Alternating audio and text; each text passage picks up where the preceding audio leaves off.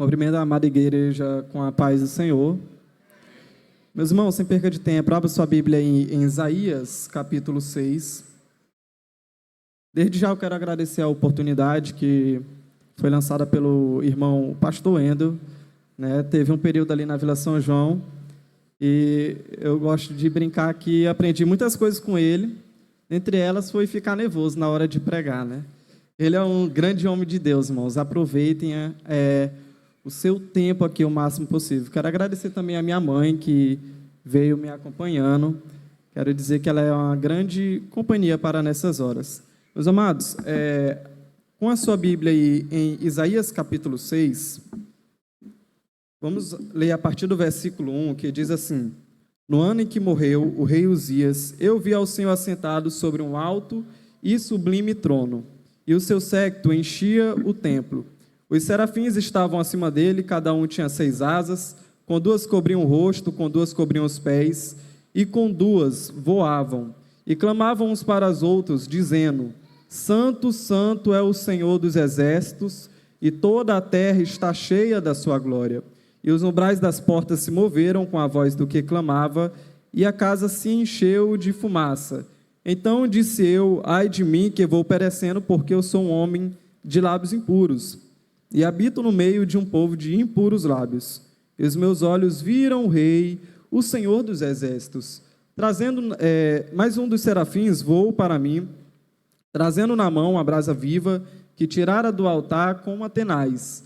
E com ela tocou a minha boca, e disse: Eis que isto tocou os teus lábios, e a tua iniquidade foi tirada, e purificado foi o teu pecado. Meus irmãos, nessa noite eu gostaria de falar a respeito do pecado, da seriedade que o pecado é na vida de todo ser humano, não só do crente, mas na vida de todo ser humano. A verdade é que a Bíblia ela fala constantemente que nós, crentes, estamos numa luta contra o pecado.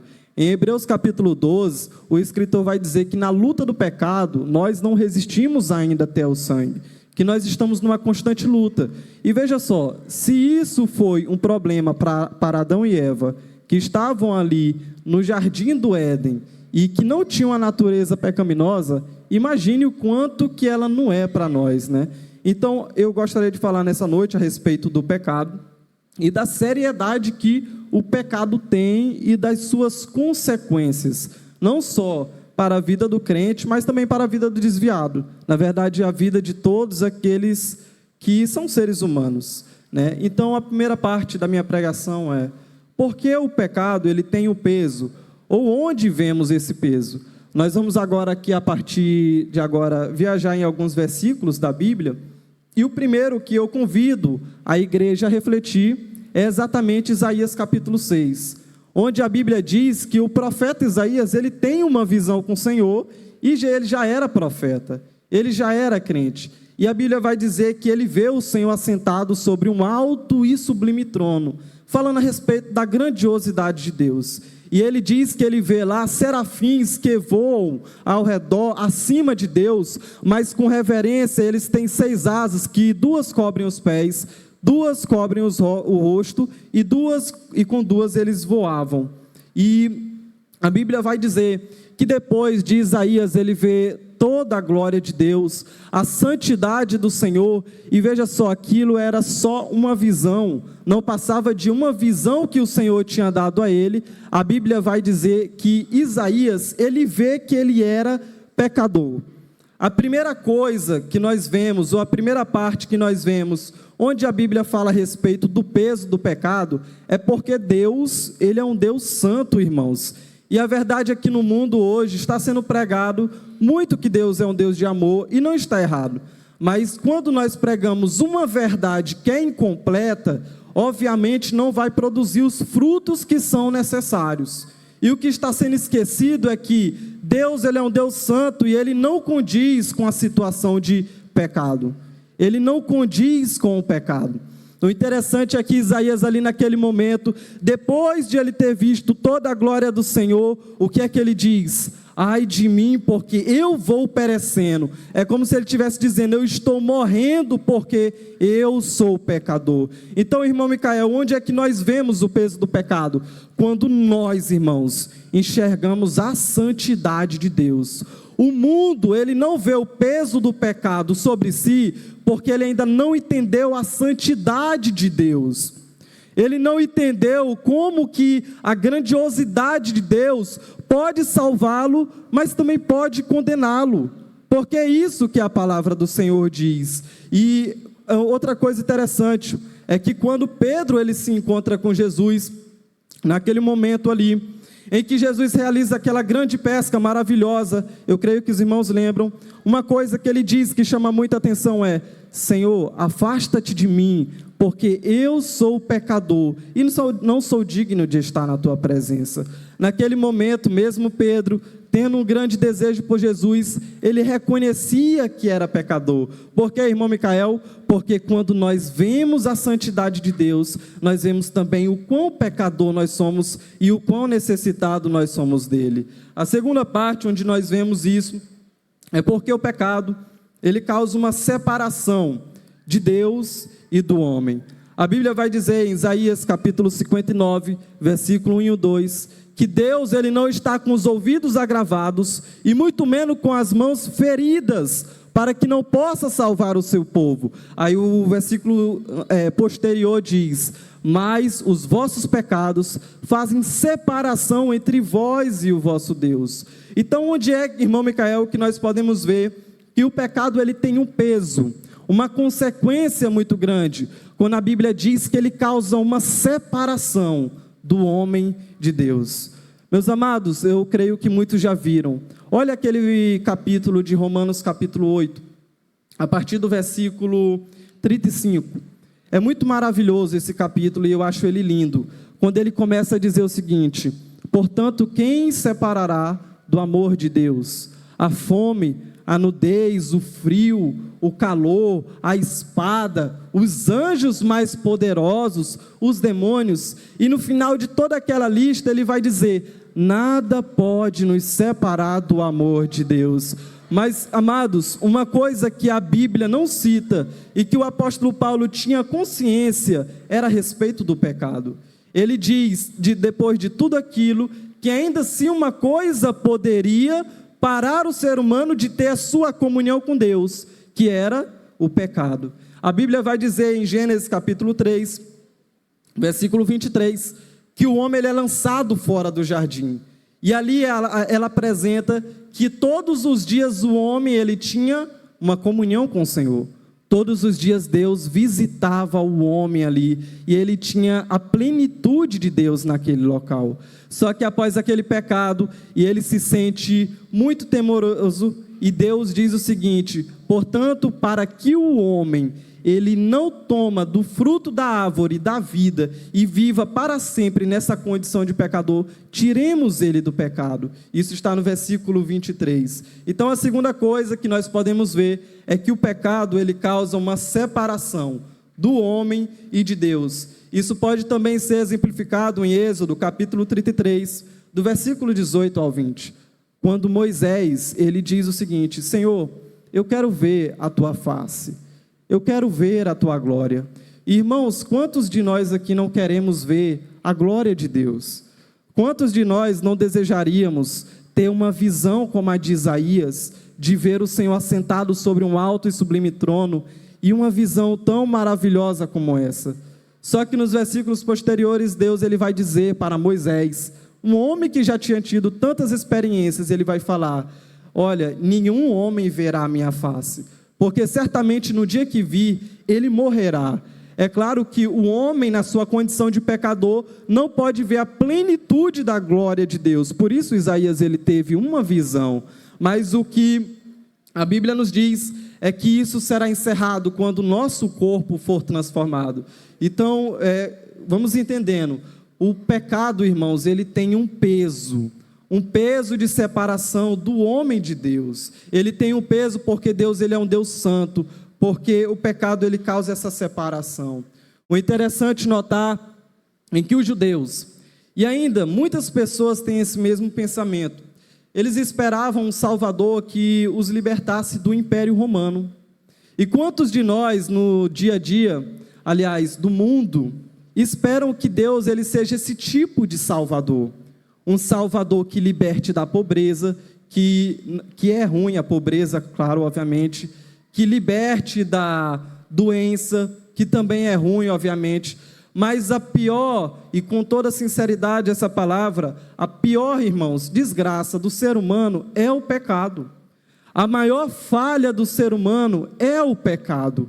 Quando a Bíblia diz que os judeus, eles desejavam apenas um Jesus que os libertasse do Império Romano, mas Jesus ele diz: todo aquele que comete pecado é servo do pecado. Conhecereis a verdade e a verdade vos libertará. Mas como assim, Senhor? Tu dizes que nós seremos libertos se nós não somos escravos de ninguém. E aí Jesus diz: todo aquele que comete pecado é servo do pecado.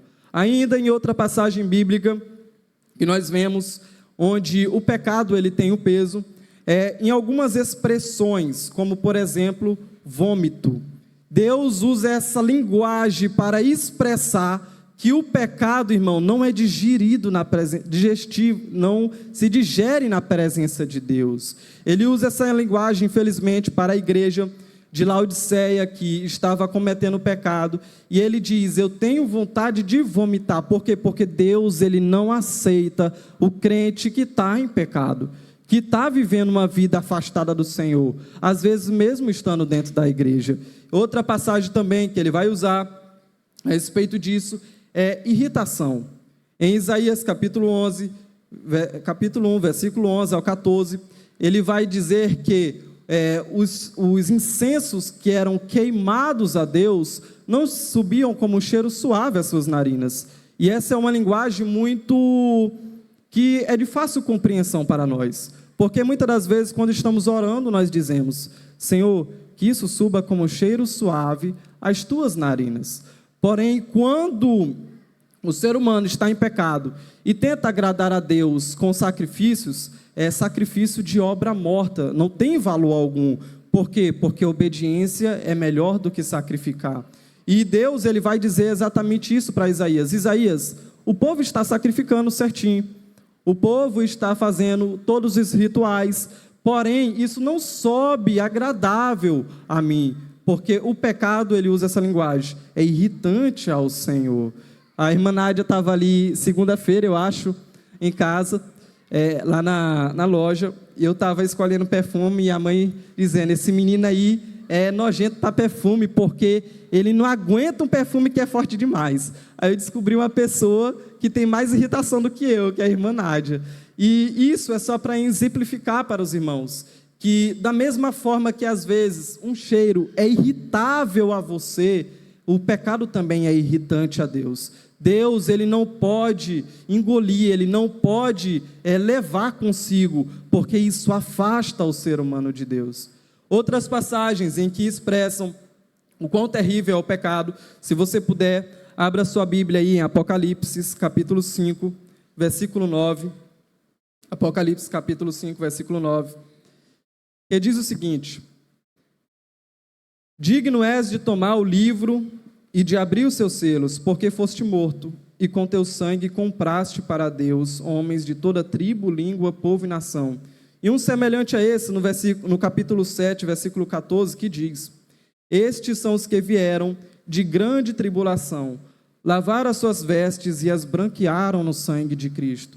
Irmãos, quando eu vejo que a Bíblia ela fala a respeito de sangue, quando ela fala a respeito de morte e morte de cruz, eu percebo que a linguagem da Bíblia não é uma linguagem fofa, doce a respeito do pecado, mas é uma linguagem pesada, irmãos. Veja só o que ela está dizendo: que todos aqueles que vieram da grande tribulação lavaram as suas vestes e as branquearam no sangue do Cordeiro.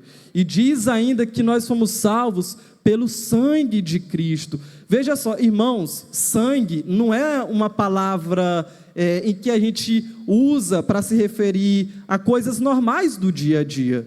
De forma alguma, sangue é uma palavra muito forte, preço de sangue. E é isso que a Bíblia ela diz, que para que os nossos pecados fossem perdoados, Cristo precisou morrer naquela cruz. Cristo, ele precisou derramar sangue, irmãos. Ele precisou morrer pelos nossos pecados. Veja que isso não é uma linguagem infantil, é uma linguagem forte para nós. E por isso nós não devemos negligenciar a salvação. Ela é muito importante, irmãos. Em tudo isso nós vemos o peso do pecado. Diante de tudo isso que nós vimos aqui, de algumas passagens bíblicas, eu quero falar a respeito da importância de nós termos um temor, irmãos, de nós termos um receio a respeito do pecado. Eu quero dizer para você que se você tem um medo, se você tem um temor a respeito de pecar, isso quer dizer que o Espírito Santo está na sua vida, irmão.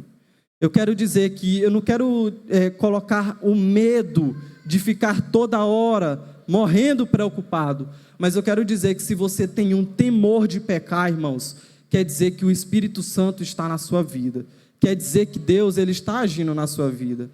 É muito triste quando a gente conversa com uma pessoa, eu falando com uma amiga, ela em pecado, e a linguagem dela era tão simples, falando de Deus normalmente, e eu percebi que infelizmente na vida dela não tinha o temor santo que todo crente deve ter. Qual é o temor, irmãos? De vigiar, de permanecer firme na presença do Senhor. Isso tudo nós temos que ter.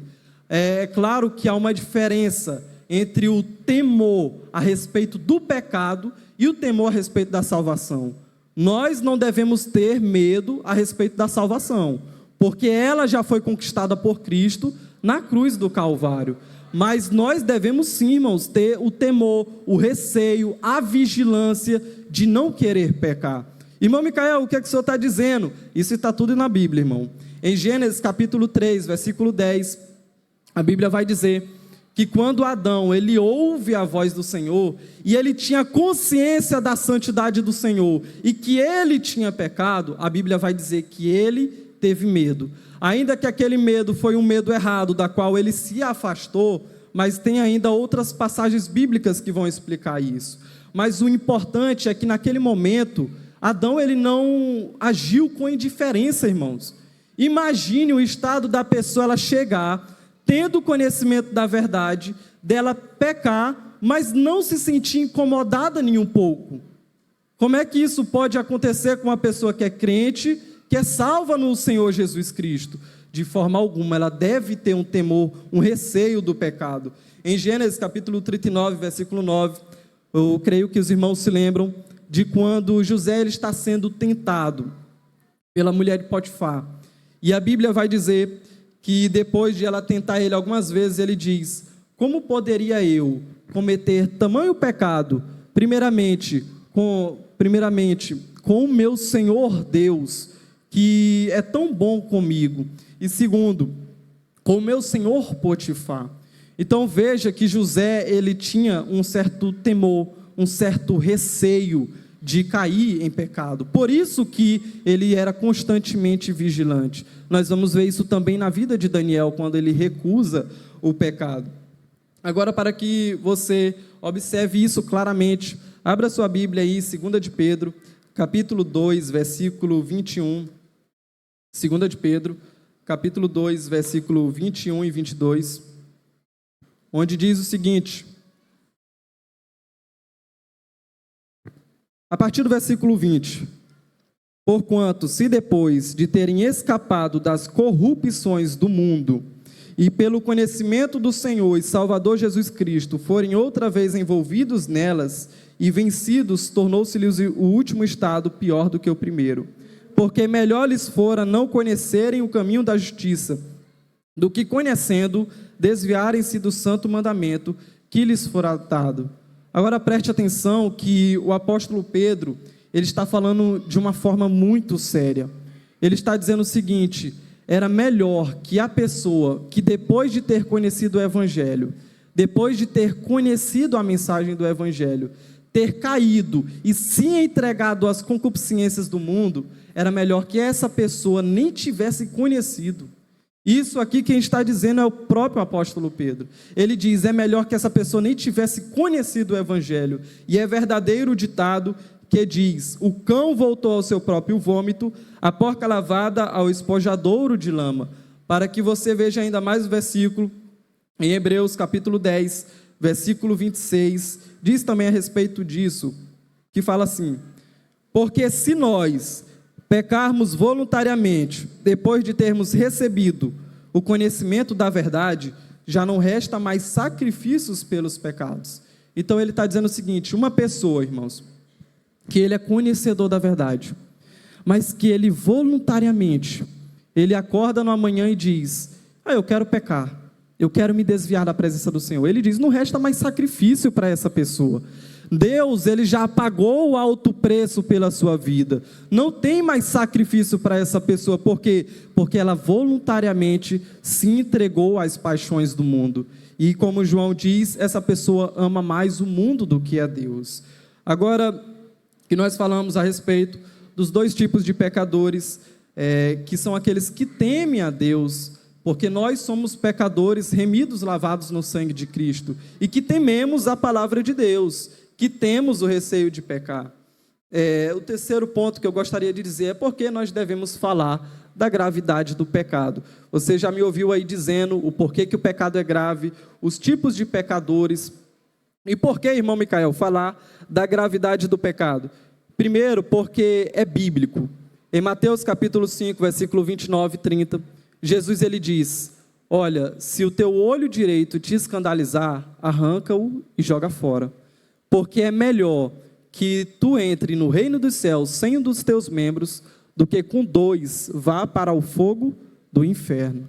Quem diz isso, irmão Micael? É o pastor, é o dirigente, é a igreja? Não, simplesmente, mas o próprio Jesus Cristo. Ele está falando aqui, irmãos, a respeito da seriedade que é o pecado. Aliás, uma vez um jovem, ele me perguntou, um jovem de 23 anos, que trabalhava com meu pai, ele me perguntou a respeito desse versículo, e eu disse para ele: não, meu irmão, aqui não está falando literalmente que você deve arrancar seus olhos, mas ele está falando aqui da seriedade que é o pecado, irmãos. Porque tem pessoas que se escandalizam mais fácil com uma coisa, e Jesus disse: se isso te escandaliza, arranca e joga fora, porque é melhor que tu entre no reino dos céus sem isso aí, do que com isso aí você vá para o inferno. Segundo, porque as pessoas, elas devem estar cientes da sua posição diante de Deus para que venha um arrependimento. Em Atos capítulo 2, depois de Pedro ter pregado aquela pregação, as pessoas perguntam: irmão, o que pois faremos para que sejamos salvos? E ele diz: é necessário que vocês se arrependam e sejam batizados para a remissão dos pecados. E o arrependimento, ele só vem quando nós reconhecemos a nossa situação de pecador. Então, por que é necessário? Porque as pessoas devem estar cientes da posição que elas estão diante de Deus.